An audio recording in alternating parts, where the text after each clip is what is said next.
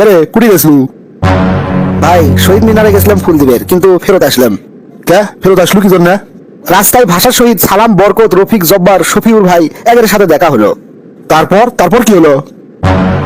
তা রফিক ভাই জিজ্ঞেস করলো কই যাও? আমি বললাম ভাই শহীদ মিনারে যাচ্ছি ফুল দিবের। তারপরে সালাম ভাই করছে ফুল দিয়ে কি হবি? আমি করছি না মানে আপনাকে স্মরণ করার জন্যই তো, যাতে আপনাকে আত্মা শান্তি পায়।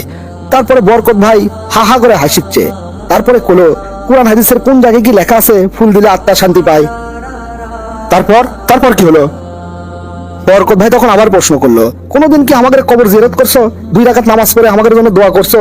আমি তখন মাথা চুলকাতে চুলকাতে বললাম না মানে তা তো করিনি। রফিক ভাই তখন করছে আচ্ছা প্রতি বছর তোমরা কত টাকার ফুল দিয়ে এভাবে আমাদের শ্রদ্ধা জানাও? আমি বললাম তা তো কোটি টাকার উপরে হবে সারা দেশ মিলে। শফিউর ভাই তখন করছে আচ্ছা আমার মা যে চিকিৎসার অভাবে মরে গেছে, তোমরা কি তার কেউ খোঁজ নিছিলে? তারপর তারপর কি হলো?